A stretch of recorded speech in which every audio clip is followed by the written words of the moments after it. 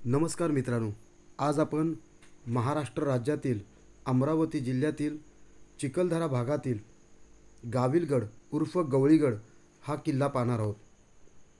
हा किल्ला मेळघाट व्याघ्र प्रकल्पाच्या अंतर्गत येतो आणि हा किल्ला विस्ताराने देखील प्रचंड आहे. किल्ल्याचे क्षेत्र अंदाजे 200 ते 250 एकरमध्ये पसरलेले आहेत आणि आजही किल्ल्यावरती अनेक वास्तू पाहण्यासाठी आहेत. किल्ल्याचं हे प्रथम प्रवेशद्वार आहे आणि इथूनच आपण गाविलगड किल्ल्यामध्ये प्रवेश करतो. आजही इथे बिबट्या किंवा जंगली प्राण्यांचं अस्तित्व आपल्याला जाणवतं. या प्रवेशद्वारातून आत गेल्यानंतरच या किल्ल्यातील प्रसिद्ध असा शार्दूल दरवाजा आपल्याला पाहायला मिळतो.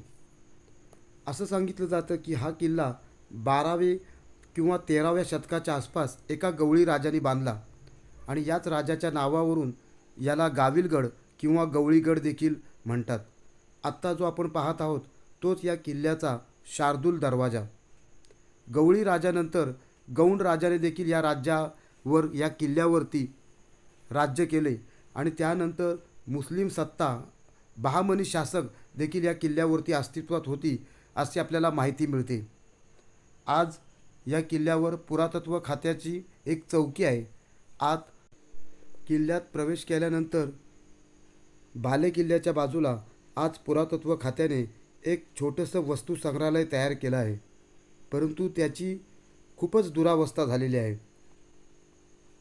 गाविलगड किल्ला बहामनी सत्तेच्या अंतर्गत असल्यामुळे आणि त्यानंतर मुस्लिम राजसत्ताच इथे असल्यामुळे अनेक मुस्लिम राजसत्तांचं अस्तित्व त्यांच्या दिसणाऱ्या खाणाखुणा इथे जाणवतात. अमरावती जिल्ह्यातील चिखलदरा या थंड हवेच्या ठिकाणी हा अतिशय सुंदर आणि पाहण्यासारखा किल्ला आहे. किल्ल्याचे सुंदर असा हा शार्दूल दरवाजा आहे, परंतु आजही त्याची एक दुरावस्था झालेली आहे. किल्ल्यात प्रवेश करतानाच आपल्याला येथील फॉरेस्ट अधिकारी किंवा पुरातत्व खात्याची एक चौकी लागते आणि इथे आपल्याकडून एक प्रवेश शुल्क देखील आकारले जाते.